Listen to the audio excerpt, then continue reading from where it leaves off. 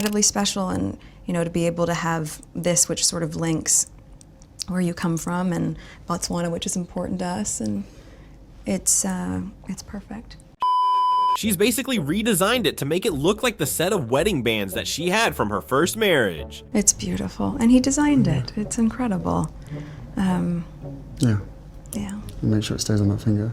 Of course. But she kept his bracelet. Hey everyone, welcome back to Hollywood Confidential. Today we're diving into Harry and Meghan's most cringeworthy moments. And trust me, this isn't just about their Nigeria trip. I've dug up brand new clips from Nigeria and older trips that make them look just as bad. We're talking Meghan faking interest in conversation, blocking a woman from standing next to Harry, again, a wanted criminal helping fund their visit, and even the First Lady of Nigeria throwing shade right to Meghan's face. This is going to be brutal. Why did Meghan come here looking for Africa? Meghan's obsession with always being in control. In this clip from lunch with the Minister of Defense, Harry does the gentlemanly thing, helping a woman up the steps. But watch closely. Here comes Meghan's claw of control. She leans in, maneuvering him like she's steering a puppet, even peeking in front of him to see who dares get his attention. Meghan completely ignores the woman, who was about to stand on Harry's other side. Instead, Meghan directs Harry to stand next to her, leaving the woman awkwardly pushed back to the edge of the stage. The woman even points where she wanted to stand. Meghan just flashes a smug smile and leaves her stranded by the stairs, isolated, while Meghan basks in the spotlight with her classic "I'm better than you" smirk. We've seen Meghan use her famous claw of control on Harry over and over, steering him around like he's her puppet. Meghan's hand is always on Harry's back, not as a sweet gesture, but as a steering wheel directing this grown man exactly where she wants him. Even at one of their final royal events, Harry tried to speak to someone across the room, but Meghan yanked him back like a dog on a leash. And this isn't rare. It happens at almost every event they go to, whether it's the Invictus Games, their royal duties, or Nigeria. This power dynamic between Harry and Meghan is always the same.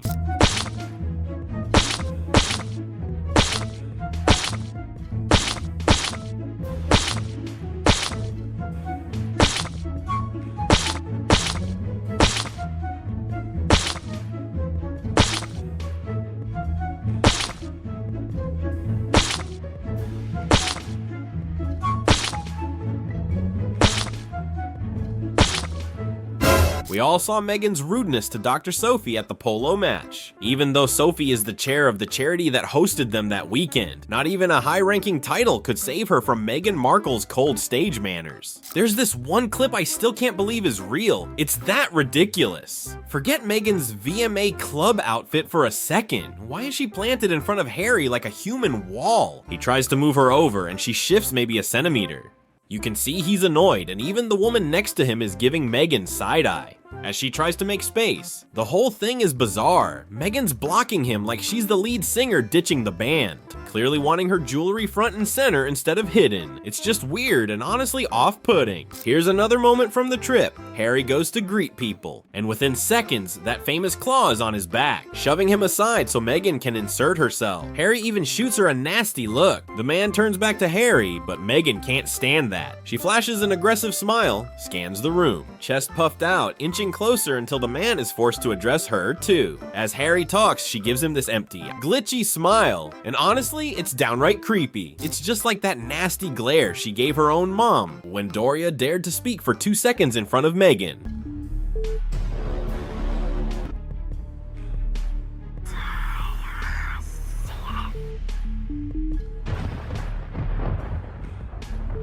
Meghan muttering to herself, completely camera obsessed. Meghan talking to herself for the cameras. Classic. She's always calculating the shot. How can I make this look effortless, poetic, like I'm a real life fairy tale princess? We saw it at the Queen's funeral with her one perfect stage tear. Real grief doesn't pose for cameras with closed eyes and a dramatic chin lift. Most people look down, but Meghan, she gave us Broadway. And you might think, Hollywood Confidential, you're overthinking it. But am I? In this clip, we see Meghan laughing and looking around like Harry just said something funny. But rewatch it. Harry's just wiping his nose, and the man next to her isn't even speaking. Yet she's sitting there cackling to herself. Why? Of course, for the cameras. There's even a moment where everyone is looking in another direction, probably listening to whoever's talking, but Meghan is making this bizarre face and clapping. And for what? No clear reason, other than making sure the camera stays on her. Then there's this clip where Meghan pretends she's part of Harry's conversation.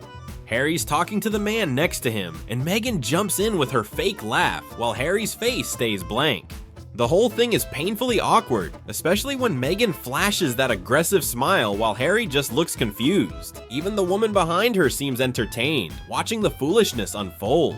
Another awkward moment happened at the Invictus Games. Harry's talking to the man next to him, while Meghan, who was singing along to Sweet Caroline, suddenly starts aggressively smiling and leaning toward their conversation. Meghan, there's no way you were actually involved or even heard a word with the man so far away and the crowd plus music blasting. But that doesn't stop her from scanning the room, smiling and laughing at nothing. By the end, she's clearly trying to make eye contact with this man, who isn't looking at her at all. And then there's another event where she spots the camera twice in just 30 seconds, instantly turning up the act just for the lens. And what's with her constant room scanning? It's so strange and robotic. If I were her publicist, I'd tell her to stop.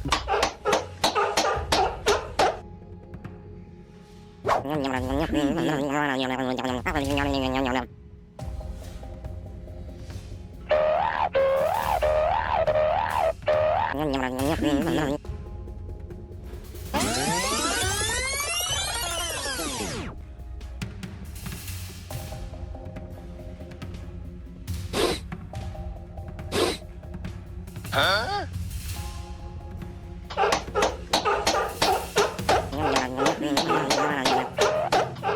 Huh?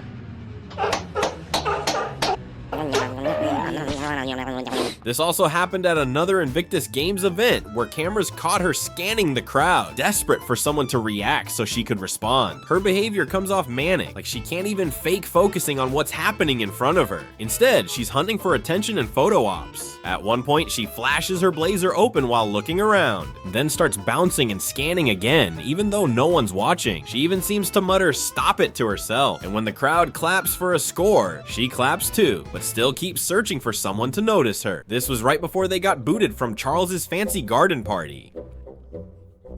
Meghan was allegedly whining that she was bored and wanted to leave. Well, word got back to Charles and Camilla, and guess what? Wish granted.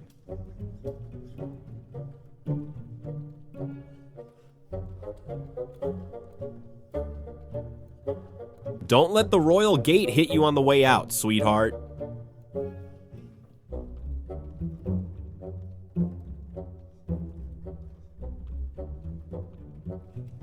Oh, and here, take these gifts, the ones you're definitely not supposed to be accepting.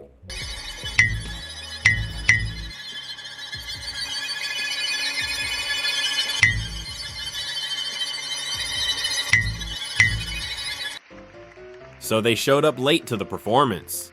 The crowd's already clapping, but of course they think it's for them. Look at that grin, like she just won an award.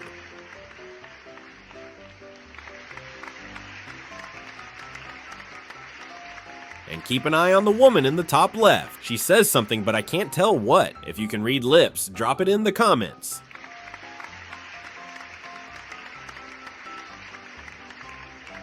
Serious face and top left lady are a whole mood.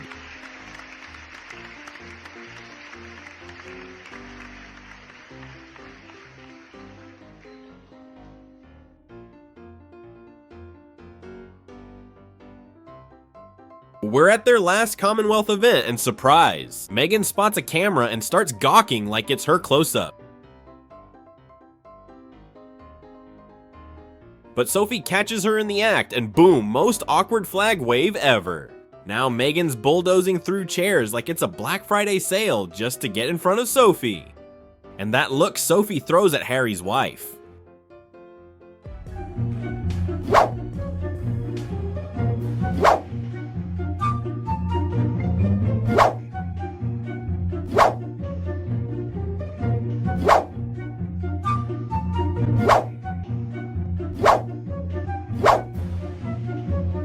Here's another moment where she starts talking to herself, wearing that fake, empathetic smile, even though Harry isn't even looking her way.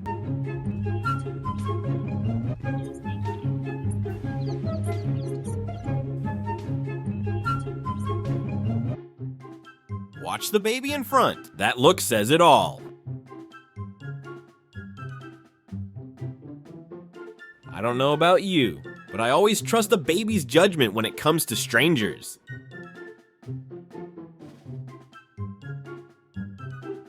They just know. What's that, Harry? We're supposed to meet veterans who've been waiting to see us. Oh, don't worry. I can totally hijack that too, because it's not about them. It's about me. Bit slippery today, huh? Maybe it wouldn't be if you didn't show up to a wedding dressed like a walking duvet.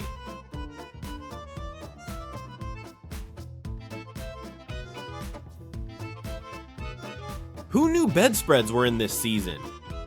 Here's Meghan having a full-on convo with herself. And look, the Queen is totally thrilled or not. And yep, here comes the famous moment. She shoves her way in front like she owns the place. Just wandering around like, what do I get? Move, folks. Meghan's on a mission to steal the spotlight. Here we go. Digging through Haz's stuff like it's a yard sale.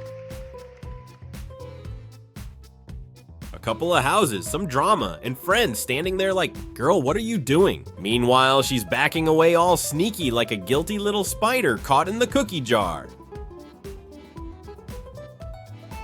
This is the part where she's bossing Harry around like a stage mom. Then boom, some other lady dares to take over. Meghan's face not amused. If you watch the whole thing, folks say a big fight probably happened before this. And the cherry on top, she's mad he didn't hand her the pen like a royal servant. Oh yeah, he's definitely getting an earful later. This one's my favorite. Kids don't lie. And they definitely don't fake it. Not even Meghan's acting can win them over. And look at Harry trying to play the tough dad, scolding the kid like, hey, show some respect. Nice try, champ. Alright, watch that side eye right there. She's giving him the look of death. And Harry man's squirming like he needs a bathroom now. All fidgety and weird. Yeah, they've 100% been arguing about something. You can feel the tension through the screen. Alright, y'all. This is her big USO moment. Just watch. You can feel the awkward. Nobody's vibing with her. They're dodging eye contact like it's contagious. The guy on her right looking like he needs a restraining order.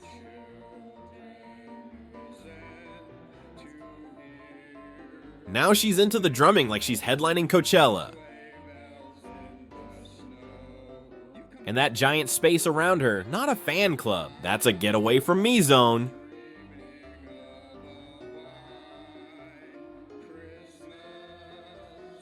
Girl, stop. Our troops didn't sign up for this mess. I'm physically cringing. What is she even doing? And those arms.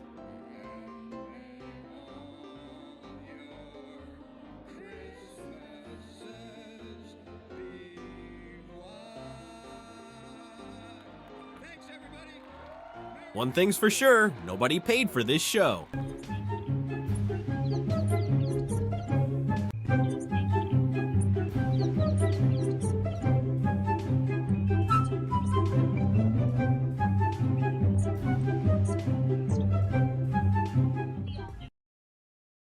Here they are landing in New Zealand.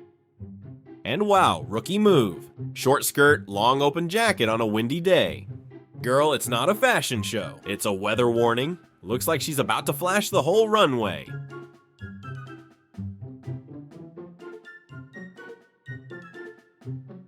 Honestly, Harry probably isn't complaining, but the wind sure is doing all the talking.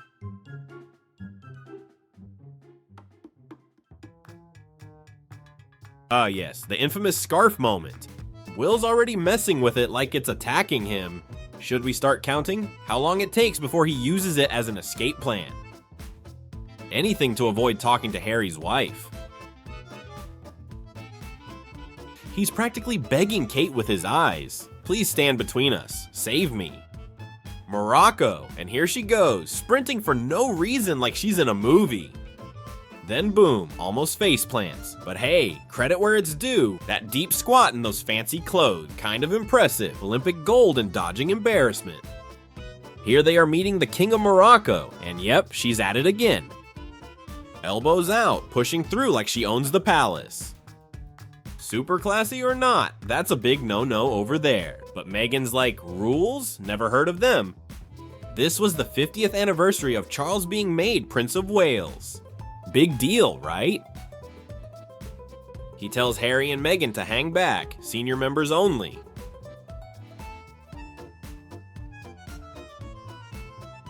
But nope, here they come, creeping up like two cranky crabs who didn't get the memo. He's literally telling her to stay put, and they keep inching forward. Finally, someone behind them's like, guys, wait, super awkward.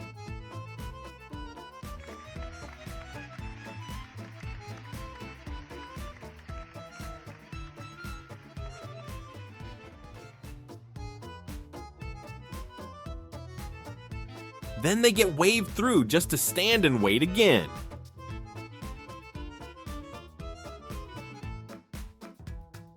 The best part, everyone else is pretending they don't even exist. Classic. Mama almost grabs her belly, then remembers, oops, no baby in there. Old habits really do die hard. Muscle memories working overtime, but the bump's long gone. Thank you. That's really why we're here. Yep. This is what they ditched the memorial for, folks.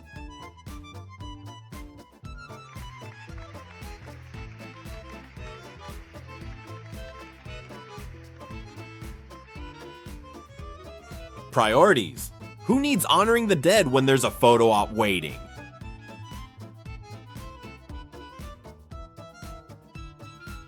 Easy there, down boy. It's a red carpet, not a fire drill.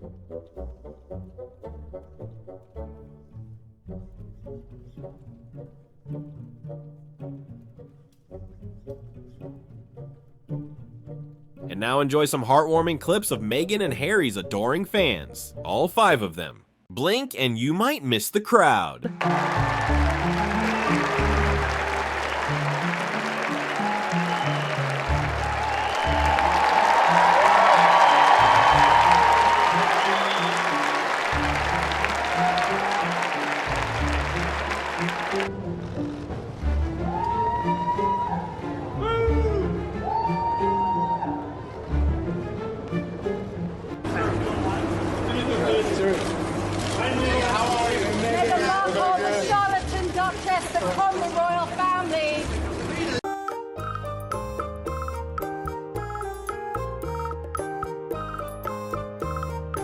And she always pulls this same act, and you can see the pattern from their Nigeria trip, to the Invictus Games, to pretty much every trip they've taken since they got together. If Harry starts talking to someone next to him at an event, she instantly pretends she's part of it, even talking to herself. It's needy and desperate, especially since Harry never cuts her off to steal attention. Yet she treats him like a sidekick, which brings me to my next point. More moments that will make you cringe. Do you know how humiliating it is to no longer work for a certain company or family, yet your only claim to fame is still tied to them? I got full-on secondhand embarrassment when the British national anthem plays, and they stand to honor the same country and the same people they trash in the media almost every day.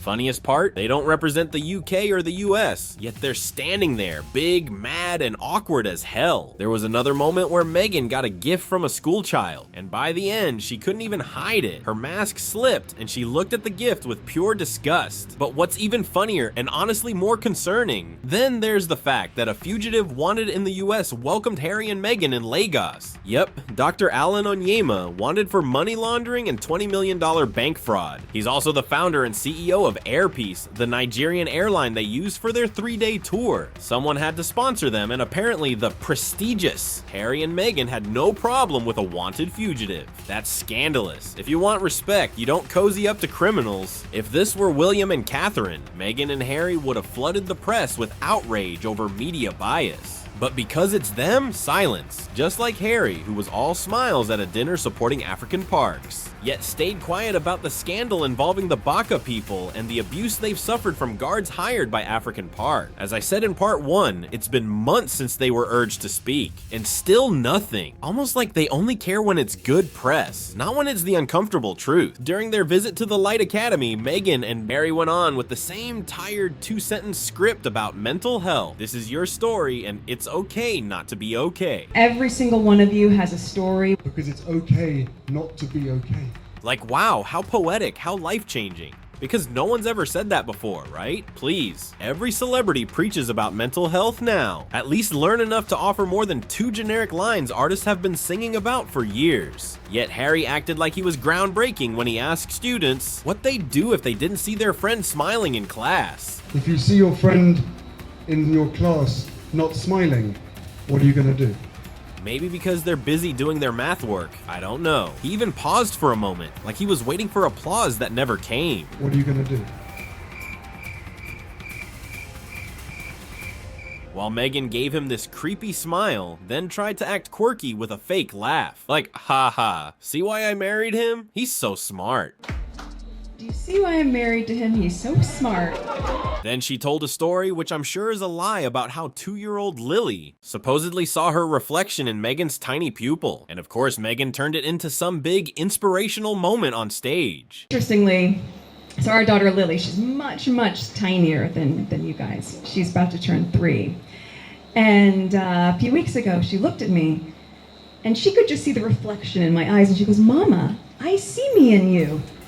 Having 2 unqualified people mumbling random words together doesn't make it inspiring. What happened to public figures giving speeches we'd actually remember? Ones that truly help. Instead, we get Harry saying the bare minimum about mental health. How do you preach something you can't even manage yourself? Do you think your brother-in-law, sister-in-law, or father are smiling while you constantly attack them in the media? He can't even help himself, yet claims he wants to help others with generic lines he doesn't even live by. Put your hand up if you are unsure of what mental health means. Okay, so you all know what mental health means. Then you've got Meghan telling some made-up deep story about a 2-year-old. Please, the whole thing is a bore. You'd get better, more useful advice from a random guy at a gas station. The First Lady of Nigeria publicly shades Meghan. The cherry on top of this trip was Nigeria's First Lady publicly shading Meghan right after. Senator Oluremi Tinubu, wife of President Bola Tinubu, didn't hold back telling the audience that young men and women should dress modestly, not copy American celebrities, and that Nigerians show beauty and confidence without dressing half naked. Is we have to salvage our children. You know, we see the way they dress, they keep forgetting that Nigeria, we are beautiful. The moment you can see what they showcase on the stage, I said we are fashionable, we see what is going on. You know, we are not having a Met Gala, and everyone, their nakedness is just everywhere. And the men are well clothed. Even they are mimicking and trying to emulate film stars from America. They don't Who's an American celeb who brags about being so American? She couldn't even fit in with the Brits. Meghan Markle. Don't want to wave like an American, like, And who just went to Nigeria wearing a backless dress at a school, a tube top at a professional lunch, and a beach dress to an event. Yep, Meghan Markle. After saying all that, Senator Oluremi Tinubu even brought up Meghan's trip to Nigeria. film stars from America. They don't know where they come from. Why did Meghan come here looking for Africa? So it's pretty clear Meghan was the image in the First Lady's mind when talking about dressing modestly in Nigeria. Plus, neither the First Lady nor the President came to greet them. It felt like they were annoyed by this unofficial royal visit. And Meghan twirling in a backless dress at a school in front of kids, while the First Lady said, "We have to salvage our children," is all the proof you need. She was talking about Meghan. We see the way they dress, they keep forgetting that Nigeria, we are beautiful. That is not beautiful. It's not beautiful at all. And they're all beautiful girls. Nigeria trip blows up in their faces. Not only did Nigeria's First Lady call Meghan out, but now Meghan and Harry are back to whining about the royal family as their Netflix numbers crash even harder. People magazine, and gee, I wonder who the source is reported. That they haven't been invited to Trooping the Color for the second year in a row. Well, obviously. But instead of moving on, they had their publicists run to the press to complain. And funny enough, the same outlet pumping out exclusive photos from Nigeria is now their mouthpiece. You'd think their Nigeria tour was a hit, and they could finally stand on their own. But nope, they still need the royal name to stay relevant. Meanwhile, their Netflix docuseries is tanking, falling to number 211 globally. Compare that to David and Victoria Beckham's docuseries hitting number 1 with 43.9 million views. While Harry and Meghan limped in with just 1.9 million in the same period. Their big Netflix debut in 2022 was huge, but the hype died fast and viewers bailed before the last episode. Now people are calling for their Duke and Duchess titles to be stripped, which would make them just Prince and Princess Henry, and that says it all. My country. In a personal letter where Meghan never once mentions Harry's name, she still signs off as Duchess of Sussex, skipping her new honorary Otomy title. And who leaked this letter? The same mystery source who always just happens to leak her stories. Of course, it's stamped with her crown logo, even though she hasn't had an HRH title since 2020. This trip was supposed to be about Invictus, but the letter doesn't mention it once. It's all about her. While there, they also inserted themselves into Princess Anne's longtime patronage, Save the Children, which Anne has led since 1970. Harry and Meghan playing working royals on a fake royal tour. While using charities with official royal ties is a straight up slap to the family. It's like they're saying, we'll use you when we want and you can't stop us. Then crying about being isolated. Sure, they donated $10,000, I'll give them that. The trip backfired and all we really got were these cringe moments to laugh at. So let's laugh. That's all for this video. If you missed part 1, watch it after this. And don't forget to like, subscribe, and tell me your thoughts below.